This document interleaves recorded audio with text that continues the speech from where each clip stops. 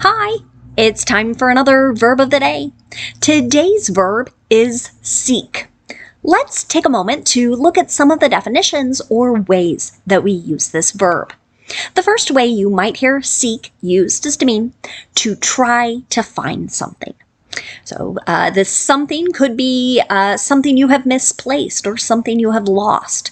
So the action of maybe lifting things up, looking under other things, we could describe that as seeking. A second way you'll hear seek used is to mean to try to obtain or achieve something. I know in many of my videos, I use example sentences that are connected to politics, and that's because I tend to read a lot on that particular subject. And as I thought about this, I immediately thought of candidates who are running for office. So we might describe them as seeking to become governor or seeking to become a senator, for example. So they are trying to achieve that particular position. A third way you'll hear seek used is to mean to ask someone for something.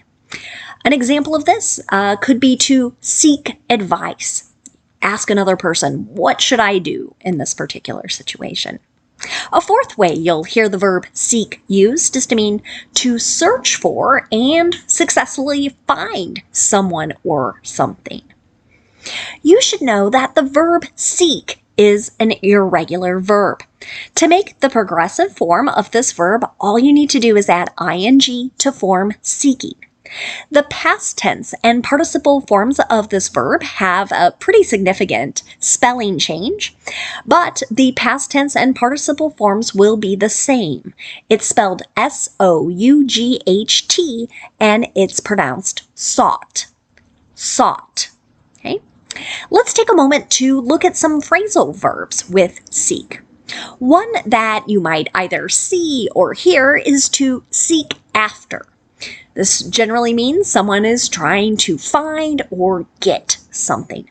An example of this might be, the nonprofit is seeking after new volunteers. So they're trying to find people who would be willing to give of their time. A second phrasal verb you might hear is to seek from. This ties back to one of our earlier definitions. So asking someone for something. An example of this might be, I sought approval from our boss to take vacation days in November.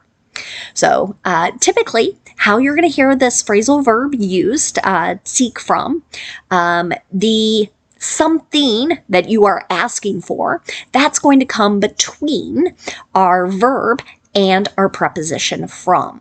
And so approval here, that's what I want. And approval here is like an okay. The last phrasal verb we'll discuss today is to seek out. Many times we use this when we're describing someone who is hunting or trying to discover someone or something. An example of this might be, we've been seeking out locations to hold the party. So here, people maybe are visiting different places, could be outdoor, indoor, a variety of different businesses, and kind of considering, is this a good place for us to hold or have a party? Now, let's spend a moment looking at our verb seek in a couple different verb tenses. Today, we're going to practice the present perfect and the simple future using be going to. Let's start with the present perfect. We use this verb tense to describe, or we can use it, I should say, to describe a couple different actions. One might be to describe an action that started in the past and it continues into the present. A second reason we might use the present perfect is to talk about an action that occurred at some unknown point in the past. To make the present perfect, I need two parts to my affirmative. First, I'm going to have my subject in this sentence, and I'm going to pay attention to it. If my subject is I, you, we, or they, I'll use have. But if my subject is he, she, or it, I'll use has. And then after have or has comes the participle form of the verb. Here's an example sentence. Some companies have sought to save money by reducing rental expenses. So here we might think of this definition of they're trying to reduce how much money they're spending, so save money. And many companies have decided, you know what, we're not going to rent a lot of space because so many people are working from home. Here's one way for our company to save money. If I want to make a negative present perfect statement, then my structure is again going to be to start with my subject, and then I'll use have or has depending on what that subject is. Then I use not, then the participle. You might also hear the contraction, haven't, and then the participle, or hasn't, and then the participle. Here's another example sentence. The district attorney hasn't sought the death penalty since taking office. So in the United States, particularly in many U.S. states, a government attorney has the right to ask a judge or a jury for a death sentence, to kill a person who is convicted generally of a very severe crime like murder. So here, this sentence is saying this particular attorney has not tried to get or not tried to obtain this type of punishment. Now let's take a look at a yes or no question using the present perfect. To do this, we start with have or has, then we have our subject, and then we use the participle form the verb. Here's another example. Have you sought to understand their reasoning? So here, again, the sentence here you might think of like try. Have you tried to understand their reasoning? I also, as I was making these example sentences, thought of something else I should point out to you. If you look at the affirmative example and our yes or no question, you can see that we're using the infinitive to save, to understand. And that is really common and what is preferred for this particular verb. So always think about using the infinitive, not the gerund after this particular verb. Now let's take a moment to look at the simple future. Today we're going to talk about using be going to. This is really common when we make plans. You might also hear people use it to make predictions. Our structure in the affirmative here with the simple future is to pay attention to our subject. Okay? And our subject is going to determine the form of be that we use next. So if my subject is I'll use am. If my subject is you, we, or they, I'll use are.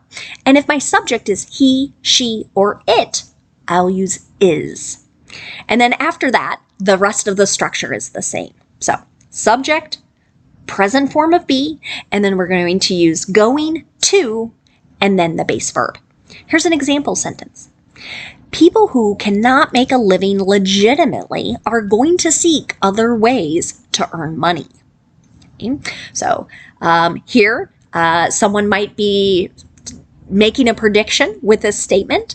If people do not feel like they can earn enough to pay their rent, buy food, they might do things that are illegal in order to obtain the necessary money.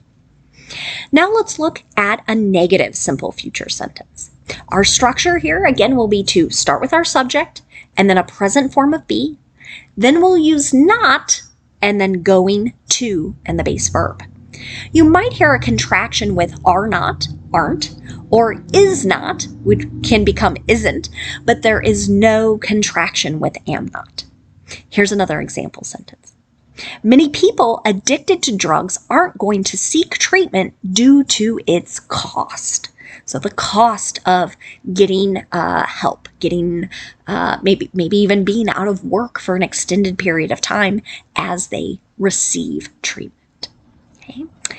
Here, again, someone else might be expressing a prediction based on information they have.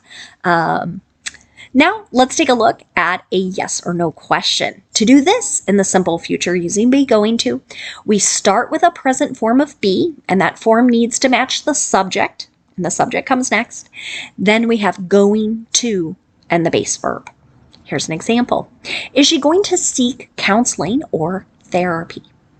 So in many of my future examples here, you might see references to medical sort of topics. And I think many times we do use this verb in connection to medicine. People might seek a second opinion.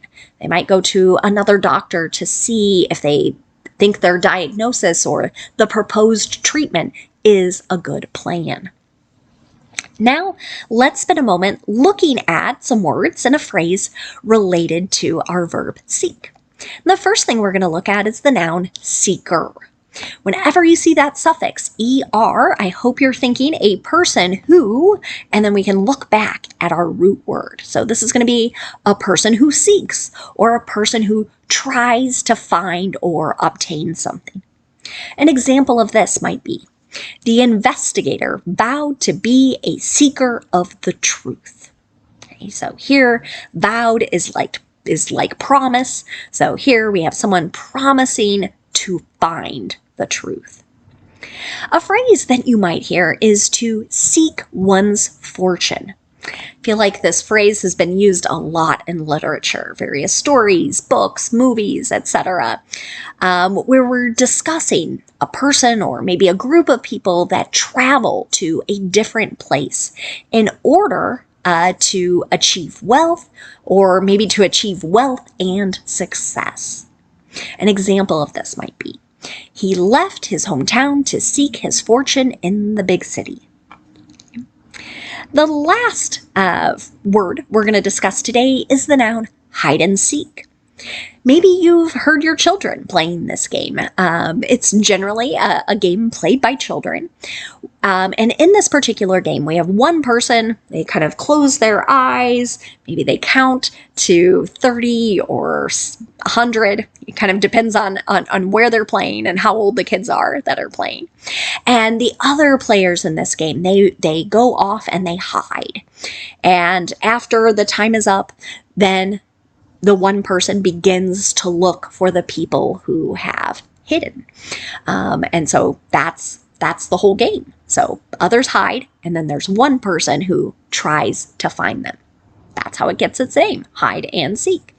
So an example of this in a sentence might be, the children have been playing hide and seek for hours. Thanks so much for watching today's video. I hope you have a great day.